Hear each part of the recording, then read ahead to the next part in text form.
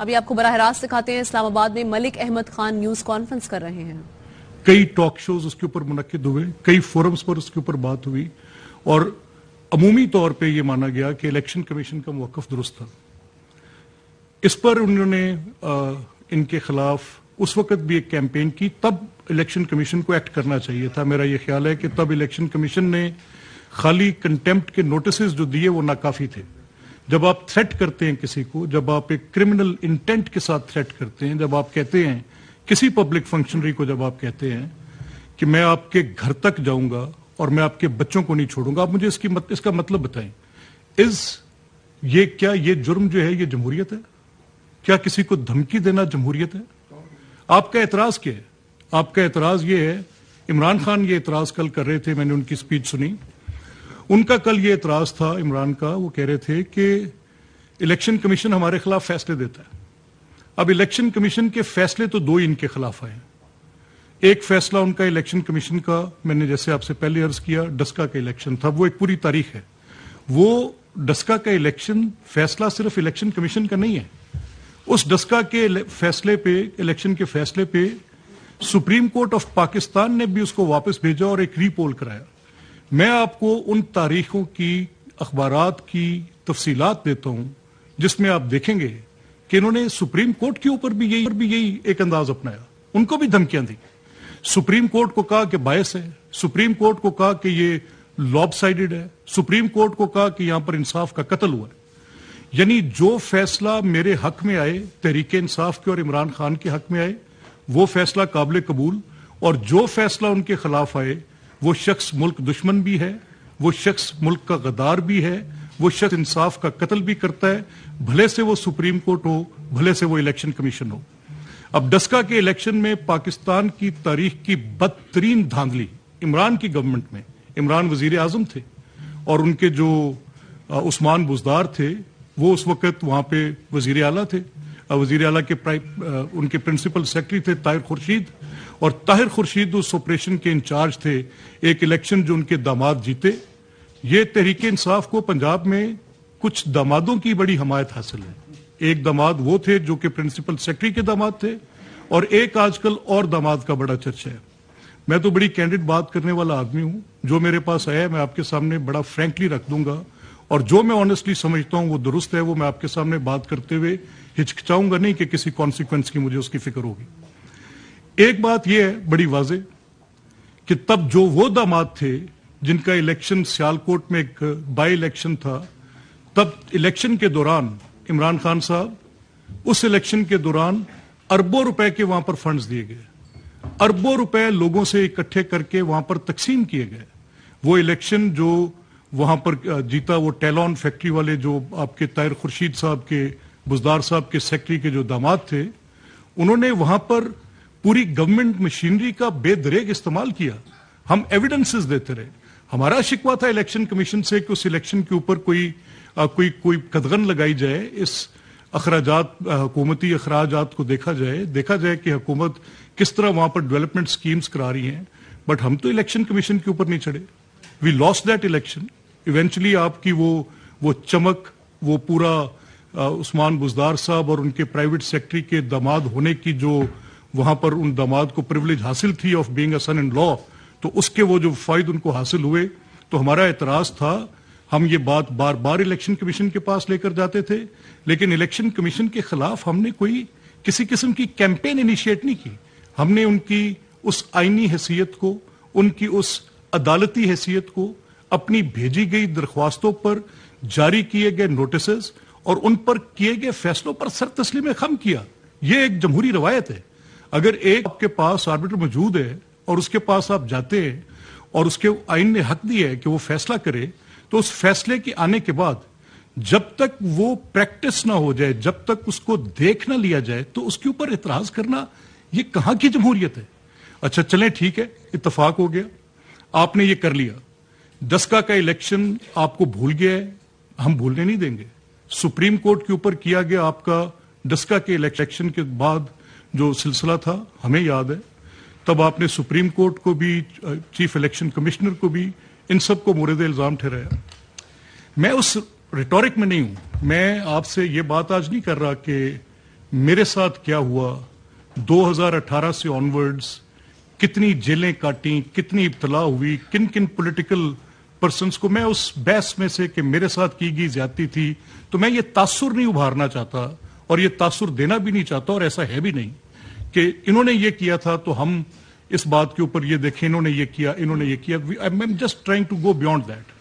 میں صرف آپ سے 3 باتیں کرنا چاہ رہا ہوں. کل فنڈامنٹل رائٹس کے چیپٹر کی عمران نے آئین سے فنڈامنٹل رائٹس کے چیپٹر اٹھایا اور جسٹس منیر کی مثال دی. جسٹس منیر تو نظریہ ضرورت ایک آئینی بات کی تشریح کرتے ہوئے تھا کہ کبھی نیڈ بیس بھی ایسی کام کی جا سکتی ہے، تو اس نے تو کوئی آئین کی تشریح دی. مجھے بتائیں ثاقب نثار صاحب نے کیا کیا؟ یہی الیکشن کمیشن تھا، اس وقت اس کے کون سربراہ تھے؟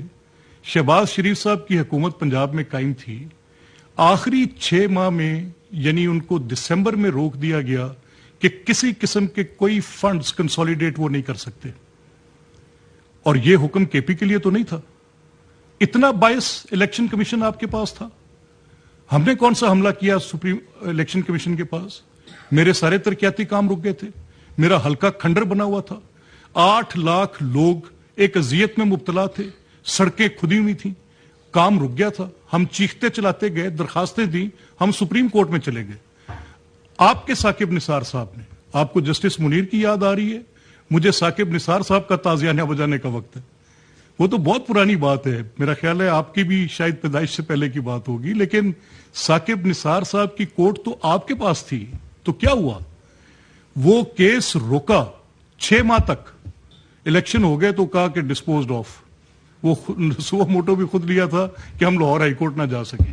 یعنی کل عطا بات کر رہا تھا فورم شاپنگ کی، تو مجھے فورم شاپنگ بڑی ایک رائٹ اصطلاح ہے، بڑی اچھی بات کی اس نے کل. اور جب کہا کہ ان کو مقدمہ کہاں پر قائم ہے، یعنی فواد کے ساتھ اگر یہ واقعہ پیش آیا ہے کہ انہوں نے ایک جرم کیا ہے، انہوں نے ایک دھمکی دی ہے، سیکرٹری الیکشن کمیشن عمر حمید اس کے مدعی بنے ہیں، انہوں نے کہا تھریٹ کر رہے ہیں، ہماری فیملیز کو تھریٹ کر رہے ہیں، تو اس کے نتیجے میں ایک پرچہ درج ہو گیا. پرچہ درج کرنے کے بعد پولیس ان کو اریسٹ کرنے چلی گئی. موقع دے دیتی، بلا لیتی، بات کر لیتی، ایک ڈیفرنٹ بات تھی، لیکن پولیس اریسٹ کرنے چلی گئی. جب پولیس اریسٹ کرنے چلی گئی تو آپ کے سب کے یہ علم میں تھا، آپ نے میجسٹریٹ کے پاس ان کو پیش کیا تھا، وہاں سے آپ کے لائر ساتھ گئے تھے، وہاں پہ ریمانڈ کی پروسیڈنگز ہوئی تھی، راہداری کے ریمانڈ کی پروسیڈنگز ہوئی تھی. آپ کے وکلا بھی اتنے ہی غلط بیانی سے کام لے کے ہائی کورٹ میں چلے گئے اور ہائی کورٹ میں جا کر کہا کہ جی ابڈکشن ہوگی ہے، حب سے بے جا کا مقدمہ ہے. یعنی ایک قانونی پروسیڈنگ ایف آئی آر اس کی کوئی حیثیت نہیں. یعنی ایک قانونی پروسیڈنگ کہ آپ ریمانڈ کی، راہداری کی ریمانڈ کی پروسیڈنگز دیتے ہیں، اس کی کوئی حیثیت نہیں.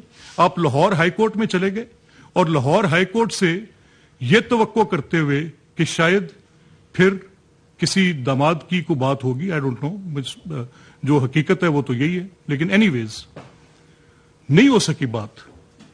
اگر میں صرف داماد کی کہانی لے کر چلا جاؤں نا تو میرے پاس تو داماد کی کہانی ہے. I can even go to some Supreme Judicial Council also. I'm cognizant of a detail. میرے ساتھ تو شاید کچھ گواہ بھی چلے جائیں گے. تو تحریک انصاف کو دامادوں کی بنیاد پر ایک بڑی آج کل بقا حاصل ہے. Anyways. اس کے بعد اب ہو گیا یہ مقدمہ. اب مجھے یہ بتائیں کہ کیا اس میں انہوں نے غلط کیا؟ آپ دھمکی دیں تو نہیں دھمکی دینی چاہیے تھی. یہ وہ فواد ہے ہی نہیں. میں اس فواد کو جانتا ہوں.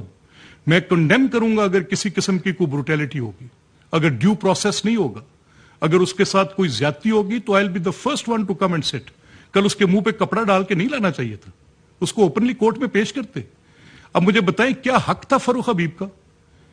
یہ فاروق حبیب پولیس کو obstruct کریں، ان کے خلاف ایف آئی آر بنتی ہے obstruct کرنے کی. اس طرح کی بدماشی کر کے ایک اسٹیٹ کی مشینری کو obstruct کرنا، ایک registered F I R, there is a complainant, ایک ڈیو پروسیس ہے. کیسے فاروق حبیب یہ بات کر سکتے؟ جائیں اور وہ جا کے ٹول پلازے پہ کھڑے ہوں اور کھڑے ہو کر جا کے اس کو روکیں اور پولیس کی گاڑی کے اوپر جا کے مکے برسائیں اور ان کو بینک کریں. یعنی آپ جرم بھی کریں اور آپ کو پوچھے بھی کوئی نہ. آپ لوگوں کو قتل کرنے کی دھمکیاں دیں، ان کے گھروں میں گھس کے ان کو مارنے کی دھمکیاں دیں. باعث آپ کا یہ ہو کہ آپ کے خلاف فیصلے کیوں آتے ہیں. اور فیصلے کیسے آتے ہیں. چلے کرنٹ ایشو آن ہینڈز لے لیں, محسن نقوی کی اپوائنٹمنٹ لے لیں. محسن ایک میڈیا پرسن ہے, اس کی ایک کریڈیبل پوزیشن ہے, اس کی کوئی نون پولیٹیکل, اگر اس کی تصویر آصف زرداری صاحب کے ساتھ ہے تو وہی اس کی تصویر پرویز الہی صاحب کے ساتھ بھی ہے, وہی اس کی تصویر آپ کے بیسیوں پارٹی کے اراکین کے ساتھ ہے. وہ ایک میڈیا پرسن, از اے نون پرسن. کیا تصاویر کی بنیاد پر آپ یہ تعین کر سکتے ہیں کہ وہ باعث ہیں؟ ان کو ایک الیکشن کمیشن نے, جو کہ ان کا مکمل اختیار ہے. اب آپ نے خود غلطی کیا کی, آپ کے لائرز کے ساتھ میری بات ہوئی, میری فواد سے بات ہوئی. فواد نے مجھے کینڈیڈلی کہا, جب انہوں نے مجھے فون کیا, میں نے ان سے یہ بات کی کہ آپ نے جو نام دیے ہیں, آپ نے ایک نام ایکٹیو سروس ان پاکستان میں بیٹھے شخص کا نام دے دیا ہے. دوسرا میں نے کہا آپ نے جن کا نام دیا ہے وہ بھی سم ہاؤ ریفیوز کر گئے. آپ نے یہ جو دو نام دیے ہیں یہ تو کنسیڈر نہیں ہو سکتے. جب یہ کنسیڈر نہیں ہوں گے تو ان کی اپوائنٹمنٹ کیسے ہو سکتی ہے؟ کیسے chief election commissioner? There was nobody else. ہمارا سے بھی یہ غلطی ہو گئی تھی. ہم نے احد کا نام دیا جو کہ بھی کولنگ آف پیریڈ پورا نہیں ہوا تھا, 2 سال ان کو ریٹائر ہوئے نہیں ہوئے تھے. وہ ان کی ایک نون پوزیشن تھی, وہ ہماری کیبنٹ کے اندر ایڈوائزر ہے. وہ نام جو ہم نے دیا تو اس پر ہمارے اوپر بھی یہ اعتراض آیا کہ آپ نے بھی پورا ہوم ورک کر کے نہیں دیا. اب ان کے جو وہ نام تھے اس میں احمد نواز سکھیرا صاحب بڑے کریڈیبل آدمی ہیں, بڑے اچھے آدمی ہیں, کوئی شک نہیں ہے, میری ان سے ذاتی نیازمندی ہے, بڑے خاندانی آدمی ہیں, لیکن he is an active service of Pakistan. اور اگر ایکٹیو سروس آف پاکستان میں اگر وہ بیٹھے ہیں, ان کی عمران خان صاحب سے بھی بڑی اچھی تعلق داری ہے, کچھ ڈکی چھپی بات نہیں ہے. انہوں نے 3-4 سال ان کے ساتھ بڑی امپورٹنٹ پوزیشنز پہ کام کیے. جب ہماری گورنمنٹ آئی, we were in the last leg, وہ کیبنٹ سیکرٹری تھے, تو ان ریسپیکٹ آف دیٹ ہم نے کہا ٹھیک ہے کام کریں, لیکن ان کی appointment as care taker chief minister. تو یہ جب میں نے ان سے پوچھا, فواد سے, میں نے کہا فواد یہ آپ نے کیسے آپ نے خیال کیا کہ ان کے اوپر کوئی ایلیجیبلٹی کا کرائٹیریا نہیں لگے گا؟ تو انہوں نے کہا نہیں دیکھیں بات یہ ہے, 2 آرٹیکلز ہیں, ایک آرٹیکل 224 ہے اور ایک آرٹیکل 224A ہے. تو 224 آرٹیکل جو ہے وہ تو کنسلٹیشن پرووائڈ کرتا ہے between leader of the house and leader of the opposition, اور گورنر صاحب کے رول کا تعین کرتا ہے. لیکن اگر وہاں پر یہ معاملہ طے نہ پا سکے, جیسے کے پی میں ہو گیا, وہ 224 کے اندر ہی ہو گیا, تو پھر معاملہ 224A میں جاتا ہے. اور لفظ کیونکہ صرف کنسلٹیشن ہے, اس لیے کسی اور چیز کی ضرورت نہیں ہے, اس کا ایک سنگل کرائٹیریا وہ کنسلٹیشن ہے. تو میں اپنا سر پکڑ کے بیٹھ گیا. میں نے کہا کدھر گئے ان کے یہ بڑے بڑے علی ظفر اور یہ ان کے حامد خان اور ان کے یہ باقی وکلا, اور وہ جو 22 تھے یوسف رضا گیلانی کو سزا کرانے والے بابر اوان صاحب, وہ سارے کہاں گئے؟ وہ ان کو یہ نہ بتا سکے کہ کنسلٹیشن جو ہے وہ تو صرف پروسیجر ہے. ایلیجیبلٹی تو کیا میں کسی انسین آدمی کو اٹھا کے بٹھا سکتا ہوں؟ میں کیا کسی ایسے آدمی کو لا کے بٹھا سکتا ہوں جو ڈیفالٹر ہو؟ تو وہ کہاں سے آئیں گی باتیں؟ وہ بھی 62 کے اندر سے ایلیجیبلٹی کا کرائٹیریا آئے گا. میں آپ کو زیادہ قانونی بحث میں نہیں الجھانا چاہتا, لیکن سم ہاؤ ایک تعصب کی اینک کے ساتھ آپ نے یہ تماشا برپا کر دیا. آپ نے اس ملک کو اس کو اپنے کس کو نہیں پتا, کس کے حافظے میں نہیں ہے, آپ کس کی کریشن ہے؟ آپ کی کریشن 30 ممبر کی پارٹی تھی ٹوٹل آپ کی. پھر دنیا جہان سے بندے پکڑ کر اسی اسٹیبلشمنٹ نے آپ کو مسلط کر دیا. ہوگی آ کے بیٹھ گئے آپ, تب ہم چیختے رہے. میں بارہا, کیونکہ میں نے آپ سے کہا فواد سے ایک میری تعلق داری ہے, میں آج بڑے بوجھل دل کے ساتھ بیٹھا ہوں آ کے to sit and talk against ہم. میرا جس کے ساتھ ایک 30 سال کا تعلق ہے, ہماری پولیٹیکل ڈیوائڈ جو بھی تھی, لیکن مجھے فواد سے یہ توقع کہ وہ چیف الیکشن کمشنر پر اس طرح کا بیان دیں گے, الیکشن کمیشن کے لوگوں کو دھمکی یہ لوگ دیں گے, تو پھر یہ جمہوریت والا بسترا بند کر دیں. یہ تو بدماشی کا بستر ہے. یہ تو ایک اور طرح کی جمہوریت ہے. یعنی آپ جرم بھی کریں وہ جمہوریت گردانے, آپ تھریٹ کرتے رہ جائے لوگوں کو. اور مسئلہ کیا تھا کل؟ وہ یہ اب بیٹھ گئے آ کے, جی ٹھیک ہے اب گالی نکالیں, آپ نکالیں کہ یہ نیوٹرلز ہو گئے. جس کی پبلک پوسچرنگ اتنی ویزیبل ہو, جس کی پبلک پوسچرنگ اتنی ریفلیکٹیو ہو, جس کی پبلک پوسچرنگ میں یہ بات بڑی دو ٹوک ہو, نیوٹرل ہونے کا تانا کیا تھا؟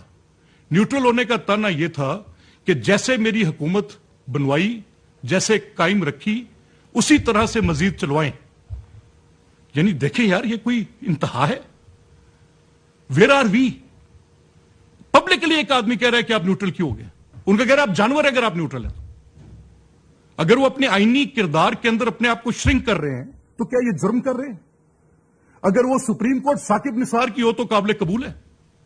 अगर वो बेंच तुम्हारे फेवरेबल हो जो तुम्हें फैसले दे, आप मुझे बताएं, जब असेंबली की बहाली का केस आया, इस हुकूमत से जो सबसे बड़ी गलती हुई है, इनके ऊपर आर्टिकल 6 ना लगाकर, इनके कासिम सूरी पर आर्टिकल 6 लगता था, इनके इमरान खान पर आर्टिकल 6 लगता था, वो जिसने बंद सील लिफाफे के अंदर एनविलोप ऐसे असेंबली के अंदर लहराया था ना कि मुझे ये मिल गया है और ये वो चीज है जिसकी बुनियाद पर मैं रूलिंग दे रहा हूं कि असेंबली को तोड़ रहा हूं।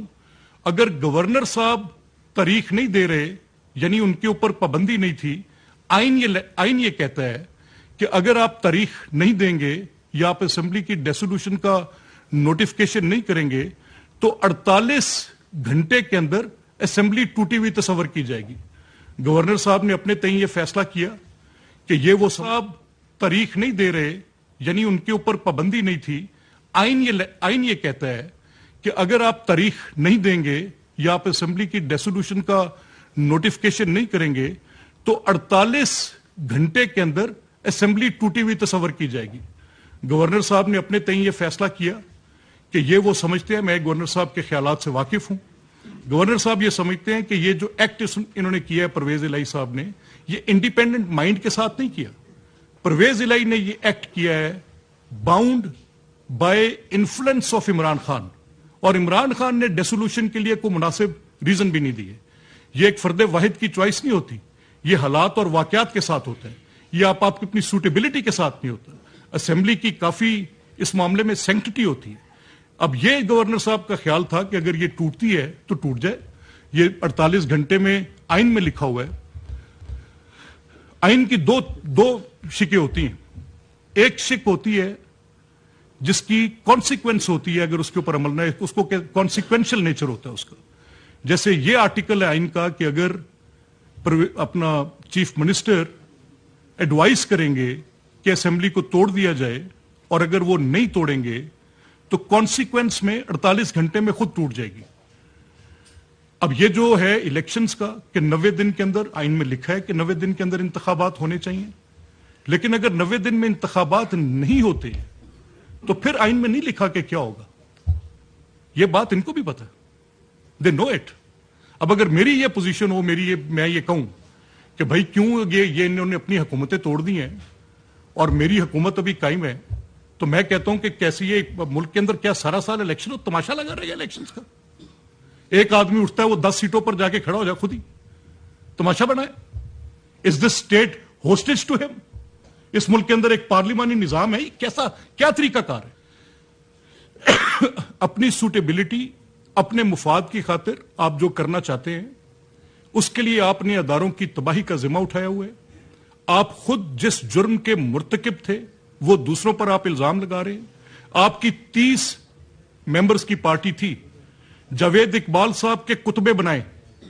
जावेद इकबाल चेयरमैन साहब के लिए आप उनके मुजस्मे कायम करें जहां जहां पर आपके घर हैं। आपकी 30 मेंबर की पार्टी को कम से कम 40 मेंबर जावेद इकबाल साहब ने दिए। जावेद चौधरी ने अपना इंटरव्यू जो उनके साथ किया, एक्सप्रेस में उनकी वो कॉलम छपी, बड़े एक मायनाज कॉलम निगार हैं जावेद चौधरी, आज तक इसका रिबटल नहीं आया। उसमें उन्होंने ये कहा कि मुझे जावेद इकबाल साहब ने कहा है कि मुझे ये टास्क किया गया है कि इमरान खान की हुकूमत कायम करनी है। उन्होंने कहा, मैंने सवाल किया किसने किया, तो उस बात को वो गोल कर गए, सो मैं भी उस बात पे कुछ नहीं कह सकता जो रिकॉर्ड पे नहीं है। लेकिन यह कहा कि मैंने 40 मेंबर जो थे दूसरी जमातों से, उनके खिलाफ मैंने मुकदमे कायम किए ताकि इमरान की हुकूमत जो है वो बासानी बन भी जाए और चल भी जाए। और जब कहा कि जो इनके जराइम है, जो कि बड़े बड़े अरबों के गबन है, जो कि आज मौजूदा हुकूमत भी, तब की हुकूमत जो थी उनकी उस वक्त की इनकम्बेंट गवर्नमेंट, उसके खिलाफ आप कार्रवाई नहीं कर रहे। तब वीट का स्कैंडल आ चुका था, तब शुगर का स्कैंडल आ चुका था, तब अरबों रुपए की लूटमार, CNW के ठेकों के अंदर लूटमार, बुजदार हुकूमत की लूटमार, महमूद खान हुकूमत की लूटमार, पता चल चुका था कि माइंस में क्या डकैतियां पड़ रही हैं, जहांगीर तरीन के साथ किस चीज का झगड़ा पड़ा है, लेने देने के मामलात में कहां पे Aleem Khan is on record के क्या इश्यूज थे। आप इस पर, उन्होंने कहा मैं कैसे अगर मैं करूंगा तो इसकी हुकूमत टूट जाएगी। मैं सिर्फ 2 आदमियों के पर्चे दे सकता था, नैब में मैंने दिए, वो दोनों जिनके मुझे इमरान ने कहा कि उनके पर्चे दे दो। ان میں ایک سبطین خان تھا جو آج سپیکر ہے, وہ بھی وزیر اعلیٰ بننے گیا تھا, اور ایک علیم خان تھے جو وزیر اعلیٰ بننے گئے تھے. اب یہ کچھ چھپی باتیں نہیں ہیں, they are public. So meaning by آپ کی اپنی حکومت, آپ کی اپنی جماعت, آپ کیسے بات کرتے ہیں؟ آپ نے مجھے یہ شک ہے, میں یہ پبلکلی کہہ رہا ہوں, and I own each and every word of mine. جب یہ فیصلے آئے, مسلم لیگ کو کوئی ریلیف ملنا شروع ہوا, مسلم لیگ کے لوگوں کو, تو اعتزاز احسن صاحب آ گئے. اگر ہم اعتزاز احسن پر تنقید کر سکتے ہیں تو پھر ہمیں کسی اور پر تنقید کرتے ہوئے کوئی بوجھ نہیں ہوگا. جب انہوں نے آ کر کہا کہ یہ فیصلے تو ہیں جنرل باجوہ کے کہنے پہ ملتے ہیں, اس کے بعد آپ کے آگے اگر وہ عدالت فیصلہ دے تو وہ جنرل باجوہ کے کہنے پہ دے گی, کمال ہوگی. پھر آپ کے اعظم سواتی آ گئے, وہ آ کے کہیں کہ یہ جج صاحب جو فیصلہ دے رہے ہیں ان کو جنرلز ڈکٹیشن دیتے ہیں تو یہ فیصلہ دیتے ہیں. یعنی مجھے کوئی فیصلہ جو جھوٹے مقدمے آپ نے بنوائے, بنانے والا کہہ رہے جھوٹے ہیں. جاوید اقبال اپنے انٹرویو میں یہ تسلیم کر رہے ہیں چیئرمین نیب صاحب کا کہ میں نے جھوٹے مقدمے قائم کیے, صرف مسلم لیگ کی پارٹی کو توڑنے کے لیے قائم کیے. تو سر, ویئر ڈو وی اسٹینڈ؟ آج آپ کو یہ ہیومن رائٹس یاد آ رہے ہیں, آج آپ کو یاد آ رہے ہیں فنڈامنٹل رائٹس کے چیپٹرز. 3 سال تک لوگوں کو آپ نے جیلوں میں ڈالا ایبسلوٹلی بے بنیاد مقدمات پر.